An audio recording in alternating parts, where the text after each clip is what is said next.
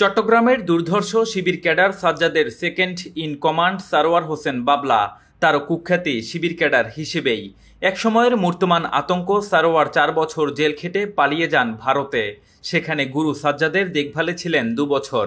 পরে দেশে ফিরে শিবির ক্যাডার ম্যাক্সন সাজ্জাদ গ্রুপের নেতৃত্ব নিয়ে ঘাপটি মেরেছিলেন চট্টগ্রামেই। সম্প্রতি কোটা সংস্কার আন্দোলনে গুরু সাজ্জাদের নির্দেশনায় সাধারণ শিক্ষার্থীদের সাথে মিশে ছাত্র শিবিরের নেতাকর্মীদের সঙ্গে নিয়ে তাণ্ডব চালিয়েছেন বহদ্দারহাট এলাকায়। পুলিশ বক্সে আগুন, থানায় হামলা, পানি উন্নয়ন বোর্ডে ভাঙচুর, গাড়িতে অগ্নিসংযোগ, আইন শৃঙ্খলা রক্ষাকারী বাহিনীকে টার্গেট করে হামলা সবই ঘটিয়েছেন ছক অনুযায়ী।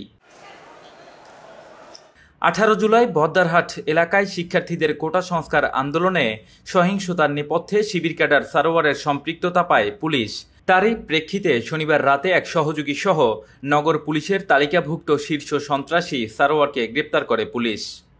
আপনারা জেনেছেন গত 18 তারিখ যে বহদ্দারহাটে যে ঘটনা ঘটেছে, যে হত্যাযোগ্য তারা ধ্বংসাত্মক কার্যকলাপ চালিয়েছে, সেই বহদ্দারহাট পুলিশ বক্স, পুলিশের উপর গুলি, তারা নিজেরা গোলাগুলিতে সেখানে অনেকে আহত হয়েছেন এবং ইতিমধ্যে আমরা জেনেছি যে 3 জন মৃত্যুবরণ করেছে।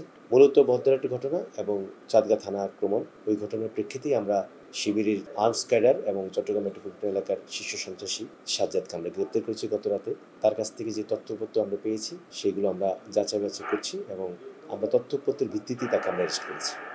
সারোয়ারের বিরুদ্ধে নগরের ডবলমুরিং, পাঁচলাইশ ও বাইজিদ বোস্তামি থানায় হত্যা মামলা, চাঁদাবাজি, অস্ত্রবাজি, ডাকাতি সহ বিভিন্ন অপরাধে মোট 18টি মামলা রয়েছে।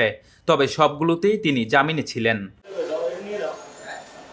ঘটনাস্থলের ক্লোজ সার্কিট ক্যামেরার ফুটেজ দেখে সারোয়ারকে শনাক্ত করে পুলিশ।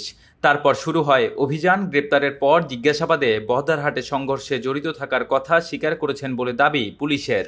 ওই ভিডিও ফুটেজ অনুযায়ী যারা আসবে আমরা সবাইকে আইনে আওতায়।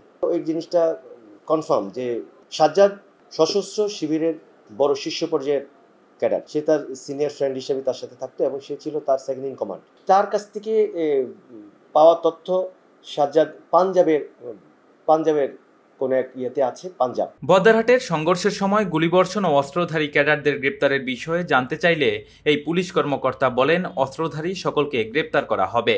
আমরা এই অস্ত্রধারী যারা আছে তাদেরকে আমরা শনাক্ত করেছি ইতিমধ্যেই, তাদেরকেও আমরা আইনের আওতায় আনবো। অবশ্যই যেহেতু সংঘর্ষের ঘটনায় তাদের যে নিজস্ব গোলাগুলিতে লোক মারা গিয়েছে, তার একজন তো সরোয়ারকে আমরা দেখলেনি, আর বাকি যারা আছে তাদেরকেও আমরা শনাক্ত করব এবং অতি শীঘ্র তাদেরকে আমরা গ্রেপ্তারের পর্যায়ে নিয়ে যাব। কোটা সংস্কারের দাবিতে বৈষম্য বিরোধী ছাত্র আন্দোলনের নেতাকর্মীরা 18 জুলাই সারা দেশে কমপ্লিট শাটডাউন কর্মসূচি ঘোষণা করেন। ওই দিন দুপুর থেকেই শিক্ষার্থীদের সাথে ক্ষমতাসীন দলের অস্ত্রধারী ক্যাডার ও আইন শৃঙ্খলা বাহিনীর সংঘর্ষে বহদ্দারহাট এলাকা পরিণত হয় রণক্ষেত্রে। ভাঙচুর করা হয় পানি উন্নয়ন বোর্ডের আঞ্চলিক কার্যালয়। এছাড়া আগুন দেয়া হয় বহদ্দারহাট পুলিশ বক্সে। ওই দিনের ঘটনায় নিহত হন 3 জন, এছাড়া আহত হন শতাধিক মানুষ। এ ঘটনায় চান্দগাঁও থানায় হত্যা, নাশকতার অভিযোগে দায়ের করা হয়েছে 4টি মামলা। এর মধ্যে একটি মামলার বাদী পানি উন্নয়ন বোর্ড, বাকি 3টি police. Shahrukh Sayel, C voice 24, Chittagong.